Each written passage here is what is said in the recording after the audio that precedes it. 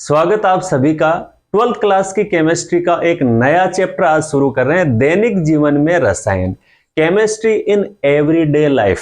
इस चैप्टर में हम ये डिस्कस करेंगे कि हमारी जो डे टू डे लाइफ है उसमें केमिकल्स का, रसायनों का कितना बड़ा रोल है, कितना ज्यादा इंपॉर्टेंस है।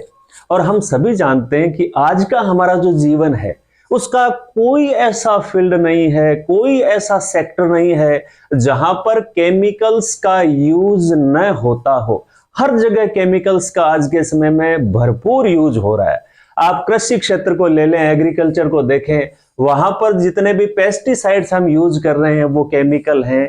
इसी तरह से यूरिया और जो दूसरे फर्टिलाइजर्स वहां पर हम काम में ले रहे हैं वो भी सारे के सारे केमिकल्स है।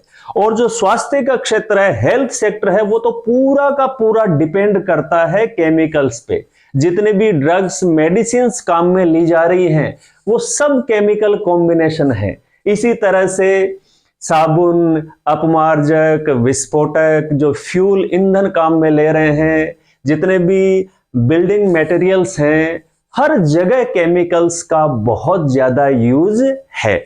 इनफैक्ट जो अपन कपड़े पहनते हैं उनमें जो फाइबर्स हैं वो भी आजकल सिंथेटिक फाइबर, ज्यादा नायलॉन, टेरिलिन, ये काम में आते हैं। तो कोई भी जीवन का कोई भी ऐसा पहलू नहीं है जो केमिकल्स से अछूता हो। तो वैसे तो ये जो टॉपिक है ये बहुत बड़ा है, अपने आप में वास्ट टॉपिक है, लेकिन इस चैप्टर में बच्चों हम 3 जगह जो केमिकल्स का यूज है, उनका इंपॉर्टेंस है, रोल है, वो डिस्कस करेंगे। एक तो स्वास्थ्य में, और मुख्य रूप से वहां पर हम बात करेंगे ड्रग्स की, मेडिसिन की, उनकी स्ट्रक्चर, कौन सी मेडिसिन का क्या इफेक्ट होता है, वो कैसे काम करती है, इसके बारे में हम जानेंगे। इसी तरह से जो परिमार्जक है, क्लींजिंग एजेंट्स हैं, साबुन, अपमार्जक, उनकी केमिकल स्ट्रक्चर क्या है, वो कैसे काम करते हैं, इसके बारे में हम देखेंगे। और जो खाद्य पदार्थ हैं, फूड मटेरियल्स, उनमें उनको अलग अलग रंग देने के लिए, उनमें अलग अलग फ्लेवर लाने के लिए जो केमिकल्स यूज किए जाते हैं, इसके अलावा जो खाद्य सामग्री है उसको लंबे समय तक काम में लेने योग्य बनाए रखने के लिए उसमें सोडियम बेंजोएट या जो दूसरे फूड प्रिजर्वेटिव्स मिलाए जाते हैं, उनके बारे में हम जानेंगे। तो 3 टॉपिक अपने को डिस्कस, या 3 यूं कहेंगे कि फील्ड या सेक्टर है जहां पर हम केमिकल्स का इंपॉर्टेंस डिस्कस करेंगे। एक तो स्वास्थ्य में, दूसरा जो परिमार्जक हैं, साबुन, अपमार्जक, उनमें, और तीसरा जो हमारे खाद्य पदार्थ हैं, फूड मटेरियल्स, उनमें केमिकल किस रूप में और कहां तक यूज किए जा रहे हैं, ये सारी चीजें अपने को डिटेल से डिस्कस करनी है। तो चलिए शुरुआत करते हैं, और सबसे पहले बात अपन हेल्थ सेक्टर की, स्वास्थ्य के क्षेत्र की करेंगे। और इस स्वास्थ्य को अच्छा बनाए रखने के लिए आजकल जितनी भी औषधि, ड्रग्स, मेडिसिन काम में आ रही हैं वो सब केमिकल हैं। तो पहले, सबसे पहले तो हम ये समझें कि भाई औषधि या मेडिसिन होती क्या है। तो अगर इसको कम से कम शब्दों में पूरी बात को यदि हम समराइज करें तो हम कहेंगे कि ये ऐसे केमिकल हैं जिनका आणविक द्रव्यमान है वो कम है, कम आणविक द्रव्यमान, कम मोलेक्युलर वेट, और उसकी रेंज है 100 से 500 यूनिफाइड मास।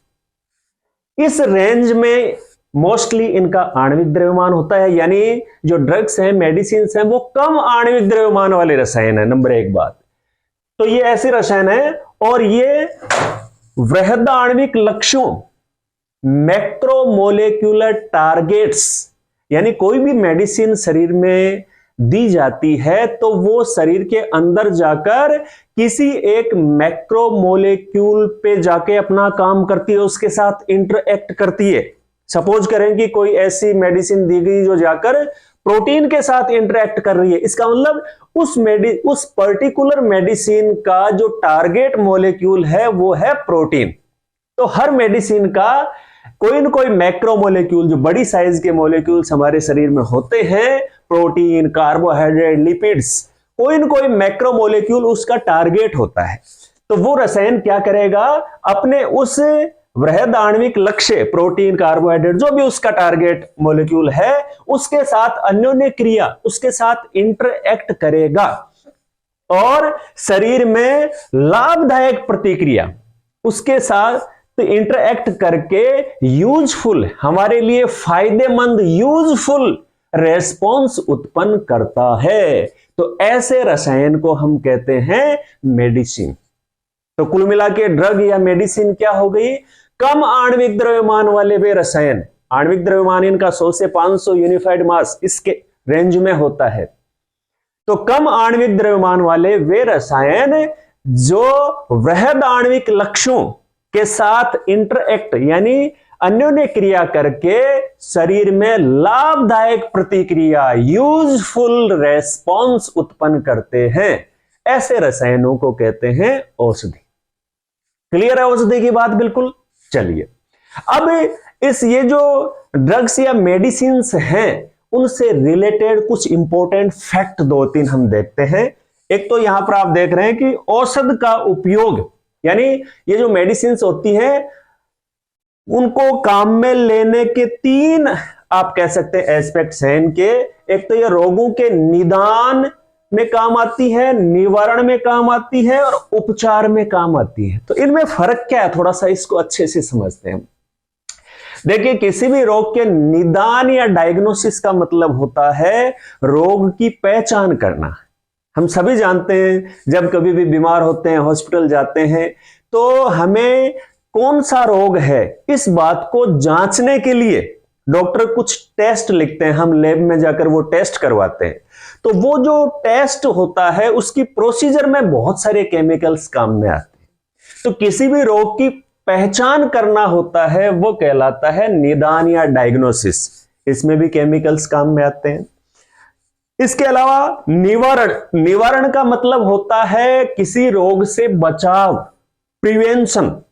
जैसे हम कोरोना से बचने के लिए पिछले दिनों हमने देखा कि हाथों को बार बार सैनिटाइज करने की सलाह हमें दी जाती थी। तो सैनिटाइज करने से क्या होता है कि हाथों पे यदि कोई जर्म्स लगे हुए हैं तो वो नष्ट हो जाएंगे। तो वो जब भी हम खाना खाएंगे किसी भी माध्यम से हमारे शरीर के अंदर प्रवेश करने की संभावना खत्म हो जाएगी, तो हम उस रोग से बच गए।